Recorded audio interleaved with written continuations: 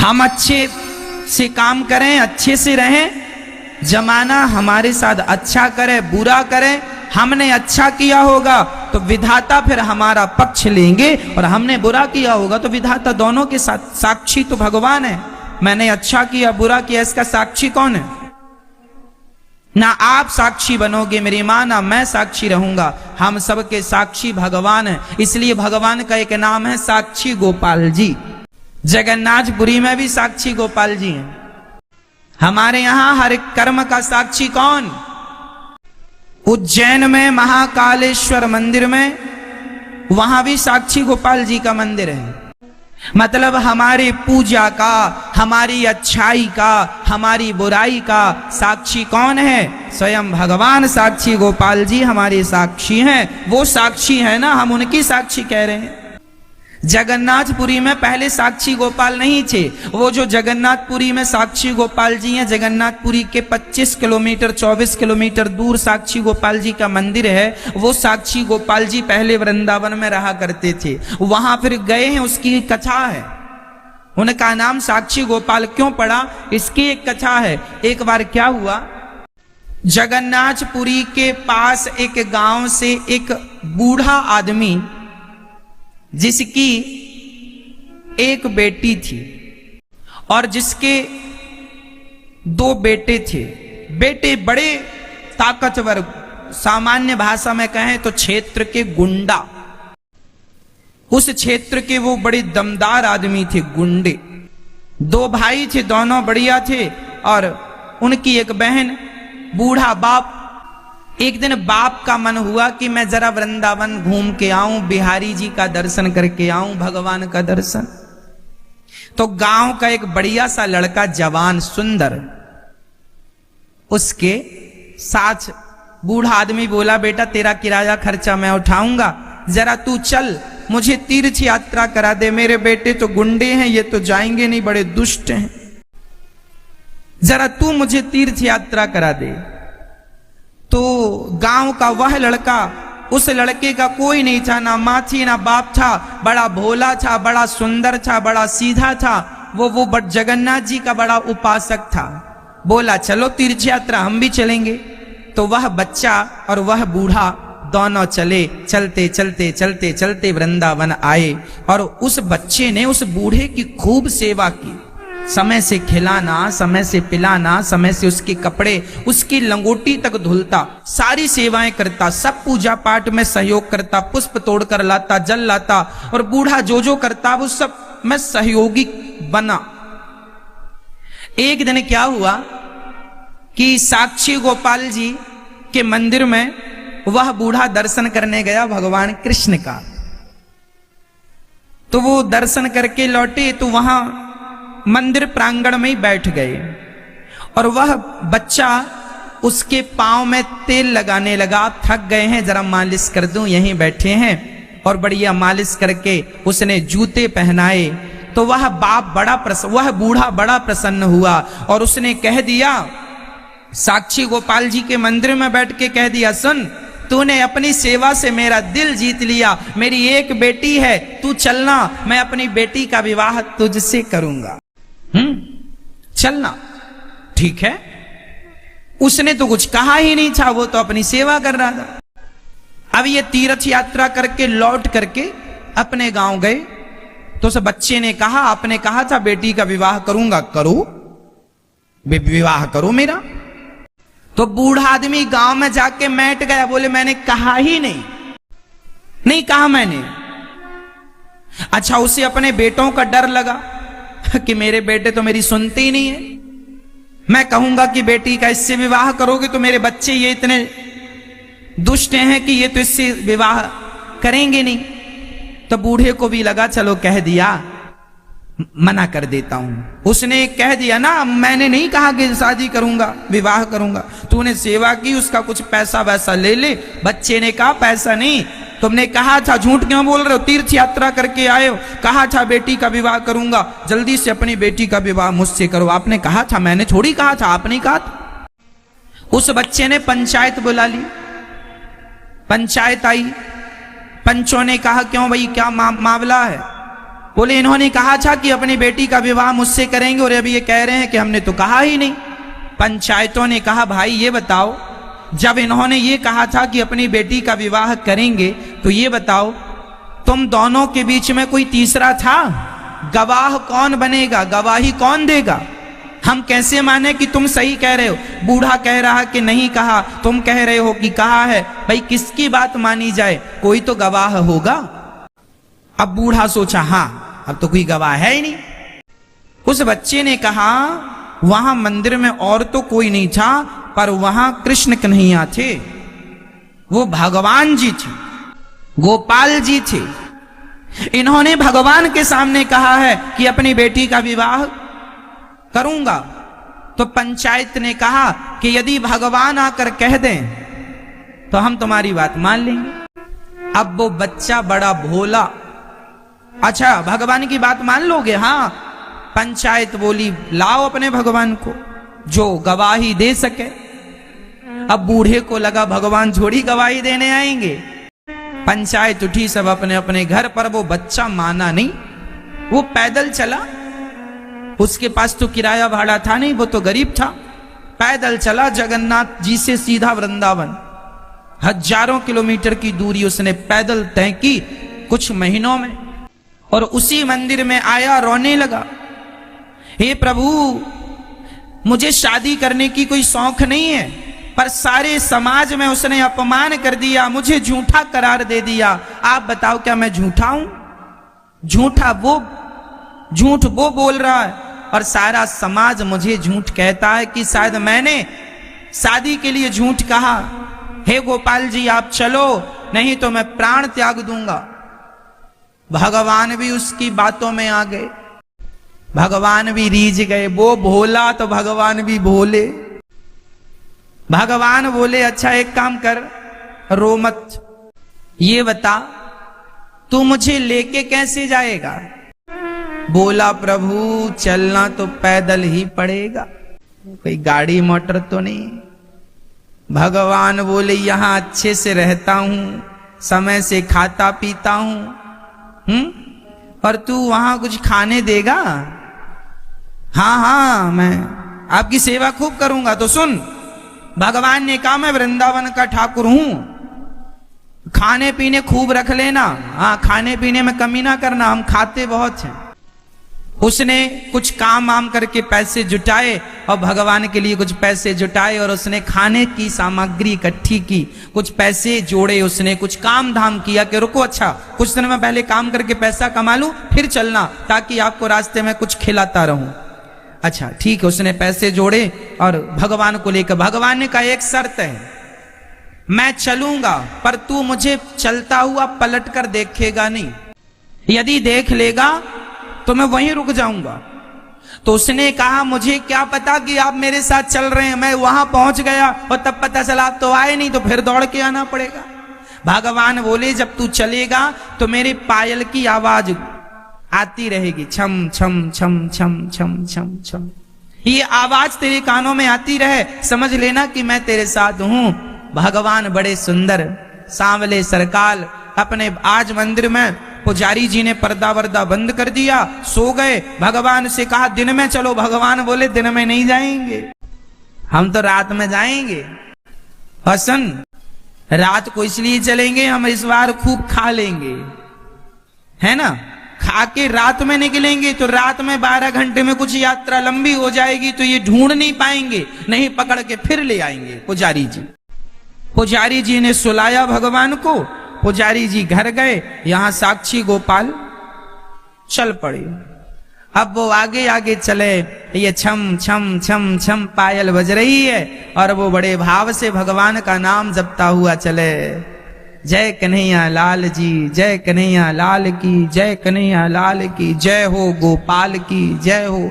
उसको कुछ ज्यादा आता नहीं था, बस यही कहे जय कन्हैया लाल की, जय हो गोपाल की, जय कन्हैया लाल की। भोला था, कोई मंत्र तंत्र आता नहीं था। जय कन्हैया लाल की, जय हो गोपाल की, चलता जाए नाचता जाए और पीछे पीछे ठाकुर जी जहां विश्राम होए तो पेड़ की छांव में तंबू लगाए, भगवान को बिठाए और भगवान को खवाए। कहीं वहां साग सब्जी मिल जाए तो ककड़ी काट के खवाए, टमाटर काट के खवा दे, लो प्रभु टमाटर खाओ, लो प्रभु ये खाओ।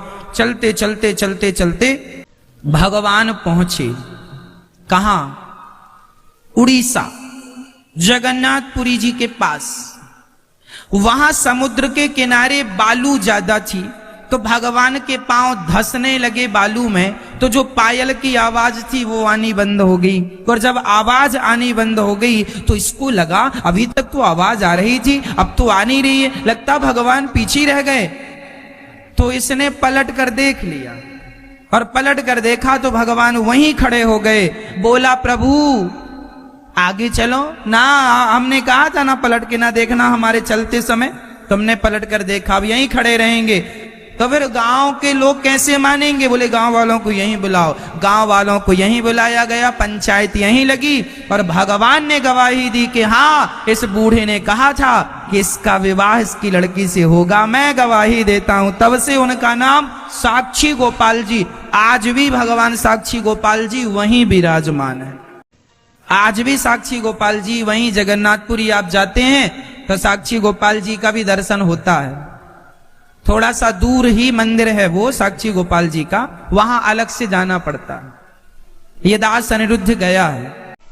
तो भगवान अपने भक्त के लिए गवाही भी देते हैं। इसलिए हमारे हर पुण्य का, हमारे हर पाप का गवाह कौन है? अरे कोई और गवाही दे ना दे, भगवान सबकी गवाही देते। इसलिए ऐसे कोई कर्म ना करना मेरी मां जिससे भगवान को ये कहना पड़े कि इस व्यक्ति ने ये गलत किया, मैं इसका गवाह हूं। अच्छे काम करना, अच्छे कर्म करना, बुरे काम बिल्कुल ना करना, बुरे कर्म बिल्कुल मत करना। बोलिए कृष्ण कन्हैया लाल की हो। दान करने की बड़ी महिमा है भक्तों। कहते हैं जो दान करता है ना वो यहाँ भी सुखी है, यहाँ से जाने के बाद भी सुखी है। एक भिखारी भीख मांग रहा था, अर्जुन वहां से निकले, साथ में भगवान श्री कृष्ण थे। अर्जुन को दया आई भिखारी के ऊपर, उन्होंने सोने की पोटरी, इतना सारा सोना उठाकर दे दिया, ले तेरी गरीबी सदा सदा के लिए गई। भिखारी उस सोने को लेकर चला, मन में कल्पना करने लगा इतना धन मिल गया, मैं अब बंगला बनाऊंगा, गाड़ी लूंगा, रथ लूंगा, ये करूंगा वो करूंगा, सारी सुख सुविधाएं मेरे आंगन में होगी, मैं बड़ा आदमी हो गया। सोच ही रहा था वो अपने बारे में, मैं ये करूंगा मैं वो करूंगा। चोर पीछे से आए, पोटरी छीन कर भागते हैं। भिखारी ज्यों का त्यों। दूसरे दिन फिर भीख मांगा। अर्जुन ने बोला राम राम राम, मैंने इतना सारा कल सोना दिया, तू फिर भी भीख मांग रहा है? महाराज चोर चुरा कर ले गए। कोई बात नहीं, ये ले, इतनी बड़ी मणि, बढ़िया कीमती, जिसकी कीमत ना जाने कितनी थी, बढ़िया मणि उठाकर दे दी, ले ये ले जा। उस मणि को देखा भिखारी ने, ये तो बड़ी कीमती है, अब तो मेरी गरीबी चली जाएगी और मैं फिर माला माल हो जाऊंगा, और ये तो सोने से ज्यादा कीमती है, अब तो मेरा बड़ा नाम होगा, बड़ा पद वाला बनूंगा, बड़ी प्रतिष्ठा होगी, बड़ा धन होगा, मैं ये करूंगा मैं वो करूंगा, सोने के महल बनवाऊंगा अपने लिए। प्यास लगी तो भिखारी वहां एक सरोवर था, पानी पीने गया। जैसे ही पानी पीने झुका, उसकी मणि पानी में गिर गई। बहुत खोजा, मिली नहीं। तीसरे दिन फिर भीख मांगने चला। अर्जुन बोले क्यों फिर मांग रहा है? महाराज मणि गिर गई, चोर सोना चुरा के ले गए। अर्जुन बोले अब तेरी दरिद्रता नहीं मिट सकती। तभी भगवान मुस्कुराए पीछे खड़े। अर्जुन बोले प्रभु आप क्यों मुस्कुरा रहे हो? भगवान बोले इसकी दरिद्रता मिट सकती है, इसकी दरिद्रता तो बहुत पहले मिट जाती, पर अभी तक नहीं मिटी, इसके पीछे यही जिम्मेदार है। अर्जुन बोले कैसे? तब भगवान ने अपने जेब से 2 पैसे निकालते हैं और भिखारी को देते हैं, ये ले जा भिखारी को 2 पैसे, भगवान बोले से 2 पैसे से इसकी दरिद्रता मिट जाएगी।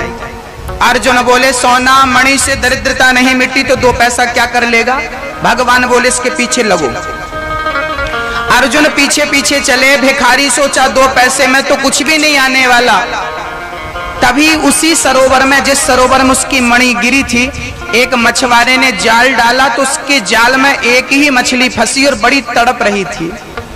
भिखारी को दया आ गई और भिखारी ने कहा भैया 2 पैसे रख ले और इस मछली को छोड़ दे। मछुआरा भी सोचा एक मछली के 2 पैसे दिन भर में बहुत है। मछली उसने उठाई और भिखारी के कमंडल में डाली और मछुआरा वहां से चला गया। मछली जैसी कमंडल में गई, उस मछली के गले में वही मणि फंसी थी जो मणि अर्जुन ने भिखारी को दे रखी थी और जो पानी में वो गिर गई थी। मणि जैसी कमंडल में दिखी, भिखारी चिल्लाया मिल गई मिल गई मिल गई। चोर वहीं से निकल रहे थे जिन्होंने उसका सोना चुराया। उन चोरों को लगा कि इसको हमारी खबर मिल गई, अब ये राजा से शिकायत करेगा और हमें राजा मृत्यु दंड या देश निकाला देंगे। चोरों ने उसका सोना पकड़ाया। भैया अपना सोना रख, मैंने 1 रुपया नहीं निकाला, तेरा सोना तू रख, राजा को शिकायत मत करना कि मैंने तेरा सोना चुराया था। उसकी मणि भी मिल गई, उसका सोना भी मिल गया। अर्जुन को बड़ा आश्चर्य हुआ कैसे संभव हुआ।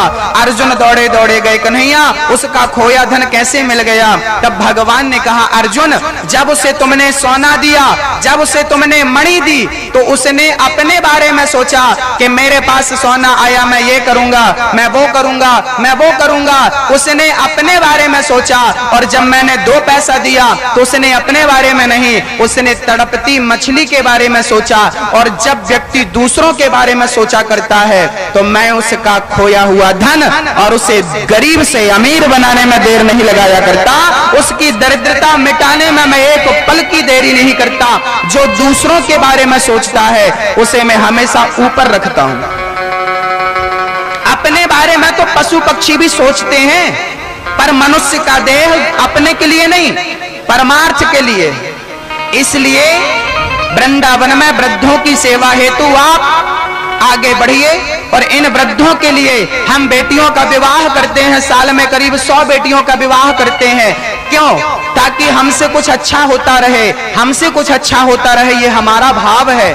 आपसे भी कुछ अच्छा हो, आप भी ऐसा भाव बनाइए। और एक बार करना है, ऐसा नहीं कि एक बार दान कर दिया ना, हमें हमेशा भगवान से प्रार्थना करना प्रभु तू हमें इस काबिल बनाना कि हम सदा देते रहें, सदा दान करते रहें, दीन दुखियों की सेवा करते रहें। तू हमें इस योग्य बनाना। जब ऐसी प्रार्थना करोगे तो वो आपको इस लायक बनाएगा कि आप बार बार दे सको। जितना देंगे उससे कई गुना ठाकुर आपको देगा, मेरा गोविंद देगा। वो रखता नहीं है, किसी के द्वारा उसी तक पहुंचता है। इसलिए भगवान ने कहा मैंने इसकी गरीबी दूर कर दी, क्योंकि इसने उस मछली के बारे, पहले इसने दूसरे के बारे में नहीं सोचा, पहले अपने बारे में सोचा था, मैं वो करूंगा, मैं वो करूंगा। अपने बारे में मत सोचिए, आपके बारे में। यदि आपने दूसरों के बारे में सोचा तो आपके बारे में तो भगवान बैठा है ना सोचने के लिए। आप दूसरों का भला करिए, वो बैठा है आपका भला करने के लिए। हाँ बोलिए भक्त वत्सल भगवान की। भगवान घर घर जाते हैं और ग्वाल बाल के सहित। एक दिन भगवान ने एक टीम का गठन किया, बाल गोपाल चौर विद्या प्रचार मंडल, चलो चोरी करने चलते हैं। ब्रजवासी बोले चौरे लाला घर में भुखमरी मचिएगा, खाए को रोटी ना है जो चोरी करके खावे गो। ओ मेरे घर में तो बहुत खाए हुए कुएं, तुम भूखे मर रहे हो, 1.5 अड्डी के है गए मैया, खाए हुए ना दे, छाछ पिला पिला के काम चला रही है तुम्हारी मैया, सारो मक्खन ले जाके मथुरा में बेच आती है। मेरे घर में तो 9 लाख गैया, मैं तुम सब उनको बारे में सोचूं, मैं अपने बारे में नहीं सोचूं। ओ भैया गुस्सा मत कर, गुस्सा मत कर, पर यूं बता कि चोरी कैसे करेंगे, सखी देखेगी तो। भगवान बोले भैया हाँ मेरी पार्टी में। अच्छा जो भगवान की पार्टी में शामिल हो जाता है ना, उसका भगवान ने एक मंडल का नाम रखा, बाल गोपाल चौर विद्या प्रचार मंडल। हाँ बाल गोपाल चौर विद्या प्रचार मंडल उत्तम नगर।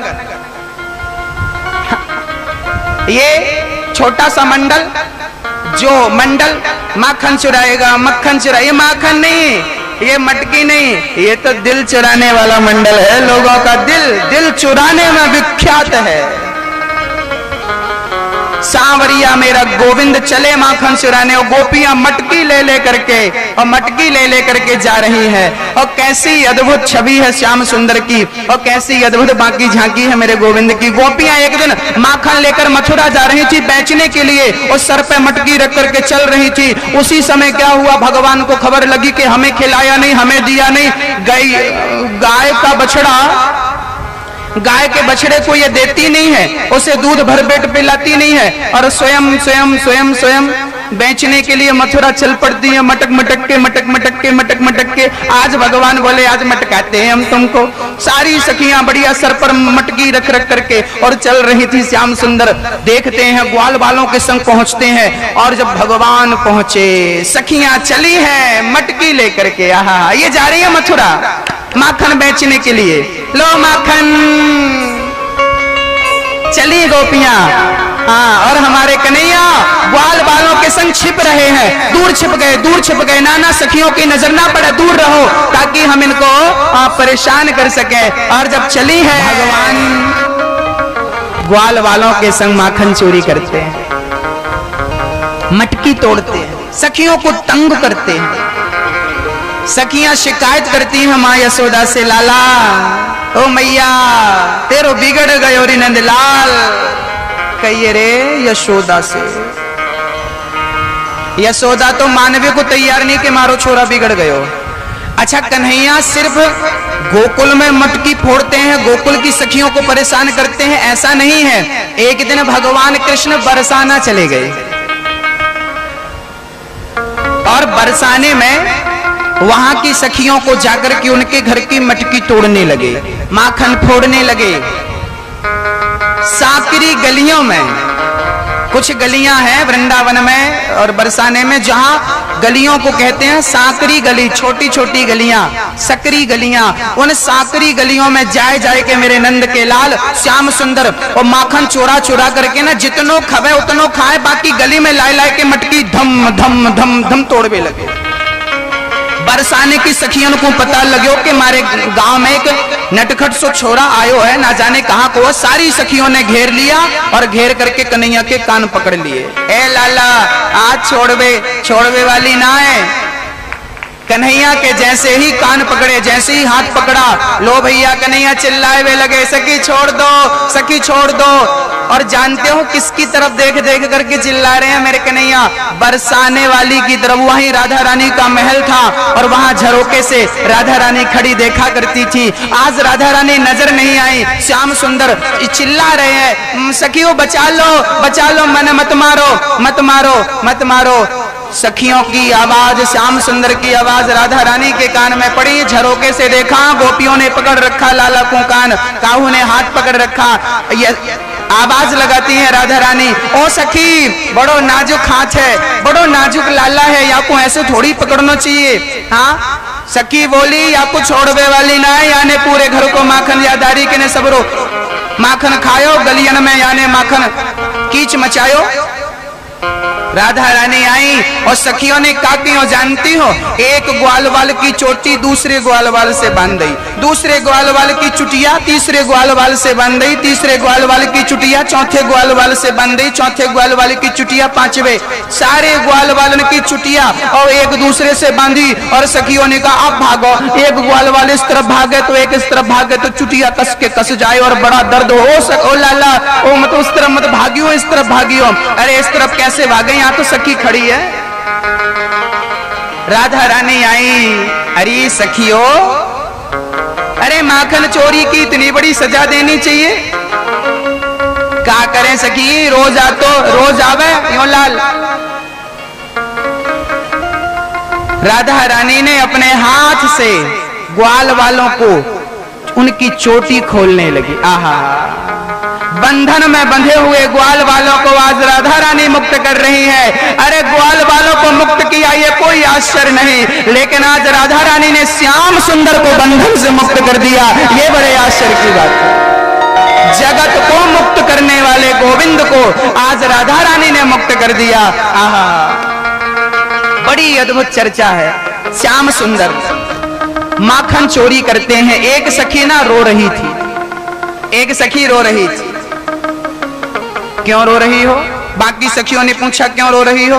15 दिन है गए, आज तक कन्हैया घर में माखन चोरी करवे ना आयो है। 15 दिन है गए। आहा, अरे तो 15 दिन है गए तो ना, 15 दिन से रोज माखन निकाल निकाल करके और सजा कर रखती हूँ, कन्हैया आएगा और माखन चुराएगा, माखन खाएगा। कौन सा अपराध हो गया मेरे से, कौन सा पाप हो गया हमसे कि श्याम सुंदर हमारे घर आकर के माखन नहीं खाते, माखन खाना भूल गए। लगता है हमसे कोई अपराध हो गया। सारी सखियां उसे समझा रही है पर वो मानने को तैयार नहीं। और वो सखी, उस सखी के मन में बड़ा भाव था कि श्याम सुंदर, उस सखी का नाम था सुनंद, सुनंद, सुनंदा भी कहते थे। सुनंदा नाम की वो सखी रो रही थी। सखियों ने समझाया और जब भगवान नहीं आए तो गोपियां शिकायत करने गई, यशोदा तेरे लाला ने चोरी करी। और बाकी सखियां, एक सखी माँ यशोदा से शिकायत करती है और बाकी सखी कन्हैया को घेरती हैं और कन्हैया से बात करती हैं। एक सखी बोली, लाला सुनंदा को जानता है कि नहीं? हाँ जानता हूं। तो क्या बिगाड़ा उसने? तू हमारे घर चोरी करने मत आया कर, लेकिन बेचारी के घर एक दिन तो चला जा चोरी करने। बेचारी तेरी याद में अभी तक उसने अन्न ग्रहण नहीं किया। जब तक तू घर नहीं जाएगा वो खाएगी नहीं। अच्छा ऐसी बात है? हाँ तो मैं आज ही जाता हूँ। सखियों की शिकायत हो गई। वो शिकायत कम करती थी, किसके घर तुम्हें कल जाना है ये ज्यादा बताती थी। सखियां चली गई, शिकायत हो गई और कन्हैया ने ग्वाल वालों की टीम ली और शाम को पहुंच गए। वो सखी इंतजार कर रही थी, दरवाजे पर उदास बैठी थी। कौन सा पाप, आंखों से आंसू की धार गिर रही थी। तभी श्याम सुंदर पहुंच गए। अरे सुनंदा, कोई ऐसे भी रूठ जाता है क्या? अरे 15 दिन तो क्या, और सखियों के घर भी तो जाना है। तुम जिद करके बैठ गई ना। आप कितने दिन से नहीं आए, ना दर्शन हुआ, घर जाती हैं तो आप नहीं मिलते। ग्वाल, अब सखी बोली ठीक है। कुछ देर तक तो वार्तालाप हुई और अब भगवान प्रेम से सखी के सामने मटकी से माखन निकालते हैं और उसके सामने ही बैठ करके खाते हैं। और एक तरफ भगवान माखन खा रहे हैं और सखी टुकुर टुकुर देख रही है। और कभी पलक झपक जाती ना तो इन पलकों को गाली देने लगती। अरे पलक, तेने क्या बिगाड़ा, तेरे को क्या जरूरत थी यहाँ आने की? श्याम सुंदर के दर्शन में विक्षेप पैदा कर रही है, बार बार झपकने की क्या जरूरत है तुझे? ये राजा निमि को क्या जरूरत थी निमेश में आकर के बैठने की? आहा, गोपियों का ऐसा भाव, ये बाल लीला है, ये माखन चोरी लीला है? अरे ये माखन चोरी नहीं, ये गोपियों के साधु संतों के जन्म जन्म की तपस्या का प्रतिफल है, फल है। ये खा रहे हैं। एक सखी के घर ना जबरदस्ती भगवान चले गए। गोपियां शिकायत करने आ गई, वत्सान मुंचन क्वचित समय, माँ तेरे लाला ने आज समय में ही हमारे बछड़ों को खूंटे से मुक्त कर दिया। मानो कहना है कि हम सभी बछड़े हैं, संसार के खूंटे से बंधे हैं। आज समय में कोई मुक्त कर सकता है तो तेरा लाला ही भव सागर से मुक्त कर सकता है, संसार सागर के इस बंधन से मुक्त कर सकता है। एक सखी कह रही है हमारे घर में आता है और पूरी मटकियों को माखन निकाल निकाल के खा जाता है। मैया बोली जितनो माखन खायो करे खवायो करो, बाकी हमारे घर से ले जायो करो, शिकायत मत कियो करो। ओ मैया बात माखन की ना, तेरो लाला अकेलो ना आवे, या के संग 50 ब्रजवासी आवे और यो दारी को न क्या करे, यानी सबरो माखन खायो, ग्वाल वालन को खवायो, बंदरन को खवायो, फिर भी माखन बचे तो यानी बड़ों से डंडा उठायो और पूरी मटकी घर की चट चट करके यादारी के ने तोड़ दी। ऐसी शिकायत करती हैं गोपियां। जानते हो एक सखी को ना महीने भर से श्याम सुंदर के दर्शन नहीं हुए तो क्या किया, एक टोकनी ले गई बांस की और यशोदा के पास चली। यशोदा तेरी आज्ञा हो तो मैंने घर में सत्यनारायण भगवान की कथा रखी है, थोड़ा सा गोबर ले लूं। यशोदा बोली अभी कोई पूछने की बात है, गोबर ले लो, घर में गौशाला है, ढेर गोबर जितनो मन पड़े ले जा। सखी ने गोबर तो उठाया, गौशाला में सामने कन्हैया खेल रहे थे तो देख रही है कन्हैया को और भर रही है गोबर। देखते देखते इतना गोबर भर लिया, टोकनी टसकी मसनी भई। अब लाला को बुलाती है, ओ लाला यहाँ आओ। कन्हैया आए, काहे गौ सखी? ओ भैया ने थोड़ा सा टोकनी में हाथ लगाइयो।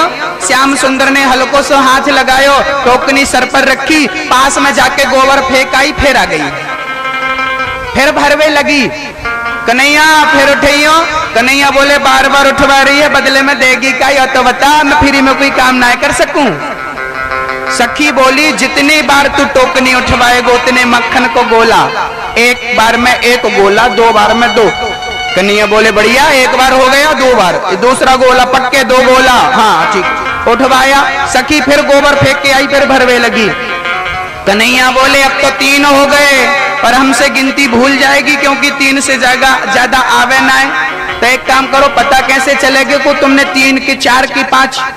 सखी बोली मैं एक काम करूं, तेरे ना मुंह में गोबर को टीका लगा दूं, जितने टीका तेरे मुंह में होंगे उतने मक्खन के गोला मैं तो को प्यार से दूं। हाँ, हिसाब किताब पक्को होना चाहिए। एक टीका माथे पे लगाया, फिर दूसरो टीका एक गाल में लगाया, तीसरो टीका दूसरे गाल में लगाया, चौथो टीका यहाँ ठोंडी पर लगाया, 5वां टीका नाक पर लगाया, 6वां टीका यहाँ पास में लगा दिया। करते करते ना 10-20 बार उसने टोकनी उठवाई भगवान से, पूरे मुंह में टीका ही टीका। अब टीका कितने पते नहीं, गोबर ज्यादा दिखे। मैया दौड़े, कन्हैया। सखी बोली हो गए आज को हिसाब, अब इतने टीका हिसाब हो गए, 40 टीका हो गए। हाँ हाँ सखी। कन्हैया बोले ऐसी नहीं मानूंगा, मैं घर में जाके दर्पण के सामने पहले टीका मैया से गिनवाऊंगा। मैया सखी झूठ तो नहीं बोल रही है, ऐसा तो नहीं 50 टीका हो गया, तुम 40 बता रही हो, 10 को घपला। कन्हैया गए, मैया ओ मैया। मैया दौड़ी, लाला का है गो? अरे राम राम राम राम, तेने का शकल बना रखी गोबर गणेश। ओ मैया। मैया बोलिया, पूरा मुंह खराब कर रहा, पकड़ के और पहुंचने लगी। मैया कन्हैया, मैया पूरा हिसाब किताब चौपट है, जावे को हाथ मत लगाइयो। ओ बेटा यो गोबर है, हिसाब किताब ना है। कन्हैया बोले मैया यो गोबर बाद में है, हिसाब पहले है। मैया पहले बताइयो टीका कितने हैं देखियो।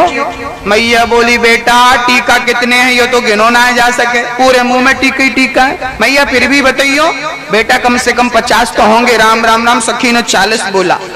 अब मैया धो दो। मैया ने बढ़िया साफ किया। लाला ये सब क्या चल रहा है? ओ मैया तो बाद में बताऊं। सखी के पास पहले माखन के गोला लेवे गए और जैसे ही गोला लेवे गए तो सखी ने तो यूं दिखा दिया, ये गोला तेरे माखन के।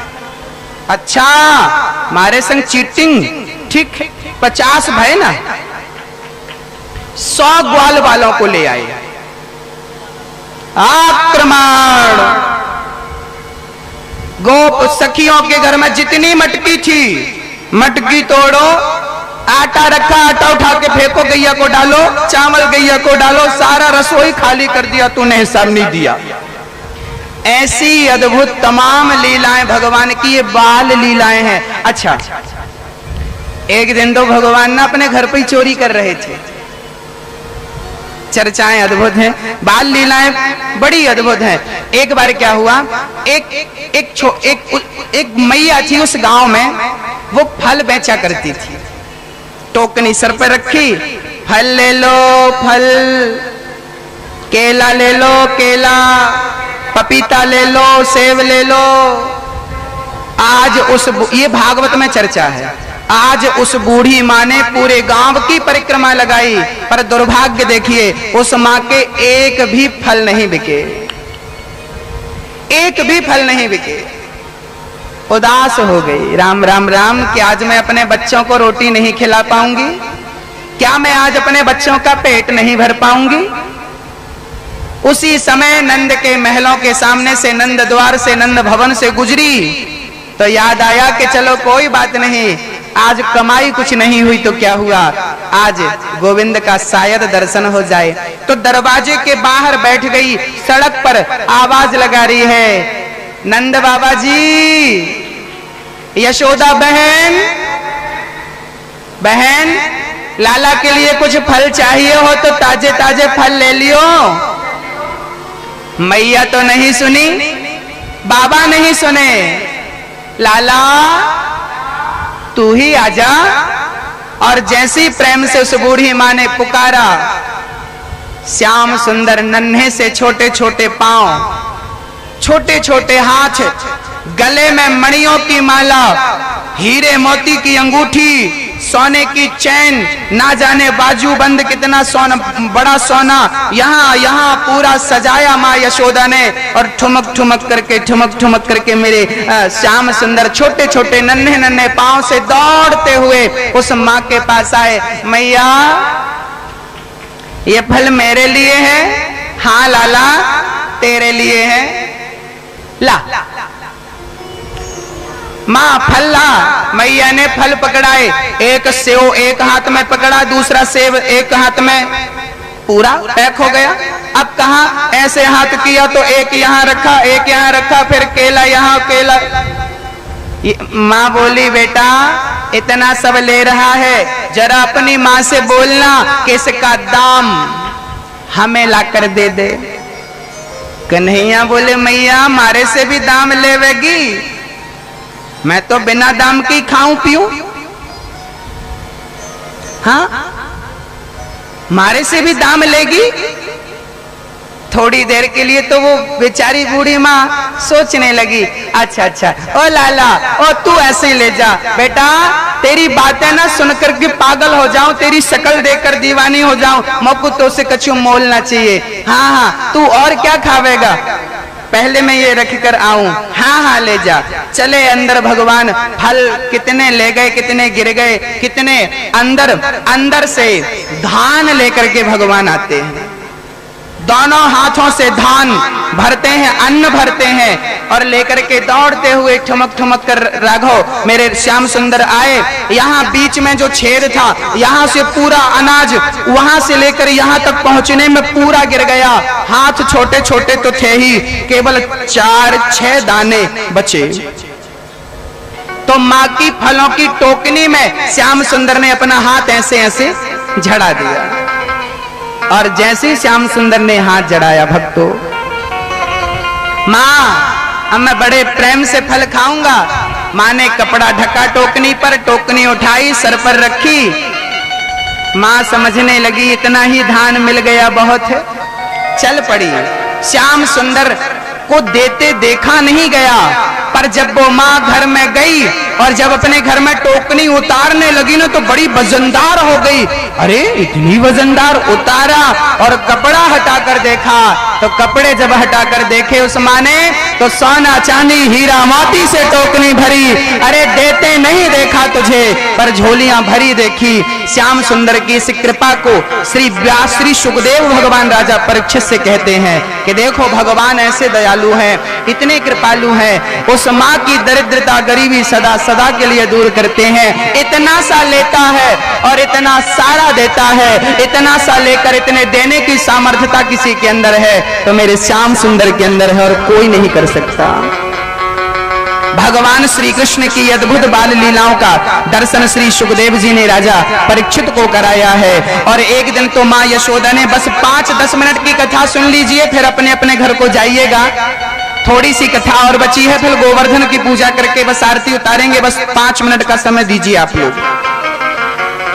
कथा, कुछ माताओं ने कहा गुरुजी हम भी अपने नगर में कथा करवाना चाहते हैं, हम भी अपने शहर में कथा कराना चाहते हैं। आप में से जिनको भी कथा करवाना हो आप हमसे संपर्क कर सकते हैं। दिशा चैनल पर जो कथा देख रहे हैं वो नीचे टीवी पर नंबर चल रहे हैं, उस नंबर पर संपर्क कर सकते हैं और कथा आप अपने नगर अपने शहर में भी करवा करके अपने लोगों को भी, अपने क्षेत्र के लोगों को भी भक्ति की गंगा में डुबा सकते हैं। ये सौभाग्य किस्मत वाले को मिलता है कथा सुनने और सुनवाने का।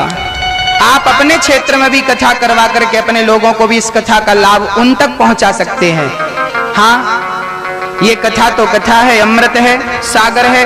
भगवान श्री कृष्ण को मां यशोदा ने ऊखल से बांध दिया क्योंकि आज भगवान ने घर पर चोरी करी। भगवान भागे, माँ यशोदा लाठी लेकर पीछे पीछे दौड़ रही है, आज तेरी खैर नहीं, आज मैं पकड़ूंगी। और जैसे ही मैया पकड़ने दौड़ी, जगत का पालनहार जो 3 पग में पूरी सृष्टि और ब्रह्मांड को नाप लेता है, वो यदि भागे तो माँ यशोदा के पांव में इतनी ताकत कहां कि वो उस श्याम सुंदर को पकड़ सके।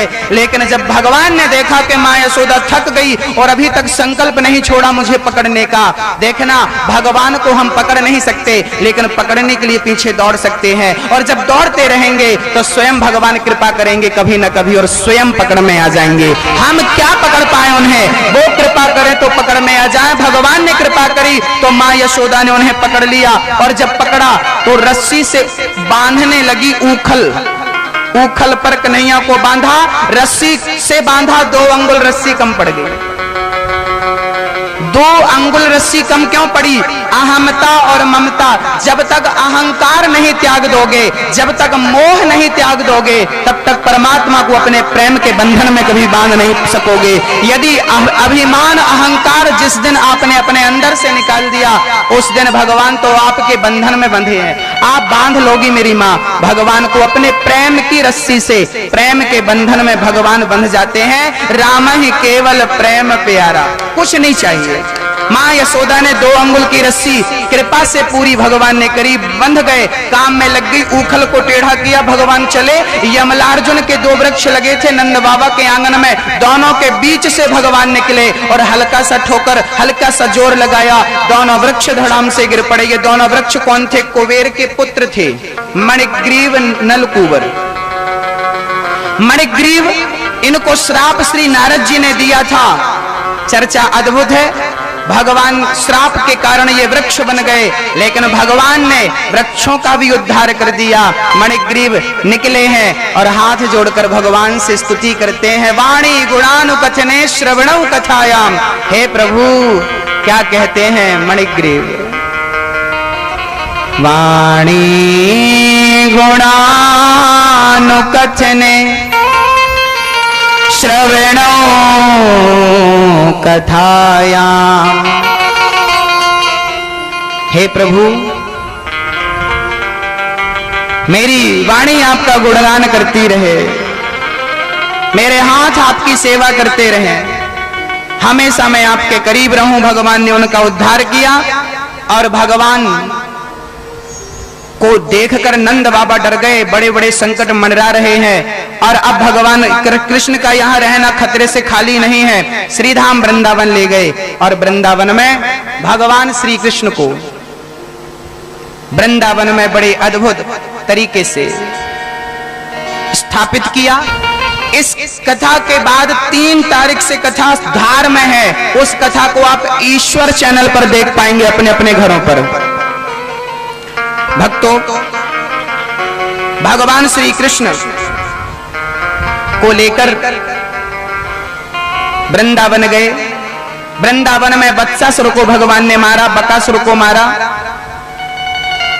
अघासुर आया, सर्प बनकर भगवान ने अघासुर का उद्धार किया। आज भगवान ब्रजवासियों के बीच में बैठ करके ना खा रहे हैं, दाल चावल सब्जी रोटी पूड़ी पुलाव, सारे ग्वाल वाल भगवान के लिए कुछ कुछ लेकर के गए थे। भगवान सबके हाथ का बड़े प्यार से खा रहे हैं और गोविंद खाते हुए बड़े प्रेम से कह रहे हैं। एक भक्त था, भगवान का नाम था श्री दामा। एक भक्त था, बड़ा गरीब था, मधुमंगल, बड़ा गरीब था। उसके मन में भाव तो था कि मैं कन्हैया को कुछ खिलाऊं, पर क्या खिलाऊं, कुछ लाया नहीं। भगवान समझ गए, बेटा भैया मेरे लिए क्या लाया? बोले कुछ नहीं लाया। अरे तो लेकर आ। दौड़ा दौड़ा घर गया। माँ माँ माँ, क्या हुआ? माँ क्या बनाया आज आपने? बेटा कुछ नहीं बनाया, कुछ लाइए। माँ ने बोला परसों कढ़ी बनी थी, चलेगी? कढ़ी लेकर के आए श्री भगवान के पास। रास्ते में मंगल विचार करता गया, ये बासी कढ़ी कन्हैया खाएगा, बीमार पड़ जाएगा, मरूं तो मैं मरूं, मेरे गोविंद को कुछ ना हो। कढ़ी गट गट गट गट गट गट करके मंगल पीने लगा। भगवान आए, मंगल पूरी पी गया, मेरे लिए लाया, खुद डकार गया, पूरी पी लिया, जो बची यमुना में फेंक दिया। पर जल्दी जल्दी के चक्कर में मंगल का मुंह फूला हुआ था। भगवान ने बोला पूरी तूने गट कर ली, इसे मत गले के नीचे उतारना। मंगल के मुख में भगवान अपना मुंह लगाते हैं और हल्का सा ठोकर लगाते हैं। मंगल के अंदर की कढ़ी भगवान के अंदर आ जाती है, भगवान उसी का भोग लगा लेते हैं। भगवान उगलन खा रहे हैं। ये क्या है? ये भगवान की भगवत्ता है। ये इस बात की पुष्टि है कि त्वमेव माता च पिता त्वमेव, माँ ही बच्चे का उगलन खा सकती है। इस दुनिया में बच्चे का उगलन कौन खा सकता है बताइए? बच्चे ने चबा करके नीचे गिरा दिया, यदि उसे कोई खा सकता है तो केवल मां खा सकती है। आज भक्त के अंदर की कढ़ी यदि खाई तो भगवान ने खाई और सिद्ध कर दिया कि मैं ही तुम सबका असली मां बाप हूं। त्वमेव माता च पिता त्वमेव, माता रामो मत पिता रामचंद्र, स्वामी रामो मत सखा रामचंद्र, सर्वस्वम में रामचंद्रो दयालुर नान्यम जाने नैव, जाने न जाने। भगवान सबके माई बाप हैं और भगवान ने मंगल पर कृपा करी। प्रभु हम पर भी कभी कृपा करें और दर्शन दें, ऐसी प्रार्थना ये दास करता है। भगवान श्री कृष्ण अघासुर को मारते हैं। ये बात ब्रजवासी साल भर बाद गोप ग्वालों से बताते हैं। साल भर कहां थे? बोले ब्रह्मा जी चुरा करके ले गए। ब्रह्मा जी का मोह भंग किया। ब्रह्मा जी ने राधा रानी से जब कृष्ण का विवाह करवाया, एक बार ब्रह्मा जी ने राधा रानी का विवाह करवाया। भांडीव वन में लोग कहते हैं ना राधा जी से विवाह नहीं हुआ। हुआ है, आपको गलतफहमी है, आपको उचित सत्संग नहीं मिला है। राधा जी का विवाह कृष्ण से हुआ है। कहां लिखा है? बोले गर्ग संहिता में स्वयं गर्गाचार्य जी लिखते हैं कि ब्रह्मा जी ने भांडीव वन में राधा का विवाह श्री कृष्ण से कराया। और विवाह करने के लिए दो लोग चाहिए, स्त्री और पुरुष, जबकि शास्त्रों में लिखा है कि राधा और कृष्ण ये दो नहीं है, नाम दो है, तत्व एक है। भगवान की अद्भुत चर्चा। धेनुकासुर का उद्धार करते हैं ब्रह्मा का मोह खंडित करने के बाद।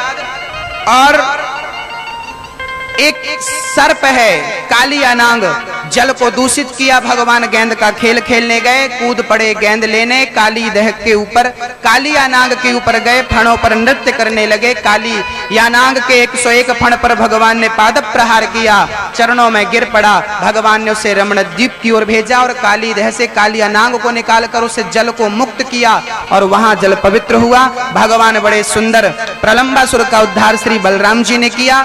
सुंदर सी बांसुरी बजाई, गोपियों का वस्त्र चुराया और यज्ञ पत्नियों पर कृपा करी। इन चरित्रों पर कल विस्तार से थोड़ा थोड़ा प्रकाश डाल देंगे। माँ यशोदा ने आज 56 भोग बनाए। कन्हैया बोला मैया मोकू भोग ना खवाएगी, भोजन ना कराएगी। मैया बोली जब तक देवता की जय जय ना है जाएगी, खाए बेकू ना मिल सकेगो। कौन सी जय जय? बोले इंद्र की पूजा। भगवान बोले इंद्र की पूजा मत करो, गोवर्धन की पूजा करो। सारे ब्रजवासियों ने प्रस्ताव पारित कर दिया और सारे ब्रजवासी पहुंच गए गोवर्धन। बोलिए गिरिराज धरण की। गिरिराज भगवान के चरणों में गए, सारे ब्रजवासियों ने पूजा करी, भोग लगाया। जय हो गिरिराज भगवान, आइए खाइए प्रसाद पाइए। एक तरफ से कृष्ण यजमान बनकर खिला रहे हैं, दूसरी तरफ वही कृष्ण भगवान बनकर के खा रहे। खिलाने वाला भी वही और खाने वाला भी वही। अद्भुत लीला है गोविंद की। खा रहे हैं भगवान, खा रहे हैं, श्याम सुंदर खा रहे हैं। गोवर्धन भगवान खाए और प्रेम से परिक्रमा ब्रजवासियों ने लगाई। खूब स्नान कराया मानसी गंगा पर। भगवान को आइए हम सभी भाव से खिला रहे हैं। प्रेम से आप लोग समर्पित करिए भगवान को। आज पूज्य श्री अनिरुद्धाचार्य जी महाराज ने हम सभी लोगों को बहुत ही उत्तम एवं शिक्षाप्रद कथा सुनाई है। आशा करता हूं कि इस शिक्षाप्रद कथा से हम सभी लोग कुछ न कुछ शिक्षा अवश्य ग्रहण करेंगे और अपने जीवन को सुखी और सात्विक बनाने का प्रयास करेंगे। मित्रों, अगर आपको यह शिक्षाप्रद कथा पसंद आई हो तो वीडियो को लाइक करें और अधिक से अधिक लोगों को शेयर भी करें, जिससे और भी लोग महाराज जी की इस शिक्षाप्रद कथा से शिक्षा लेकर अपने जीवन को सुखी बना सकें।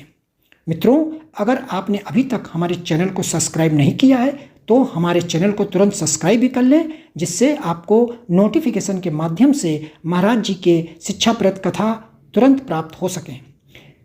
मित्रों, तो कल फिर किसी शिक्षाप्रद कथा के साथ आप लोगों के समक्ष प्रस्तुत होंगे। तब तक के लिए जय श्री राधे।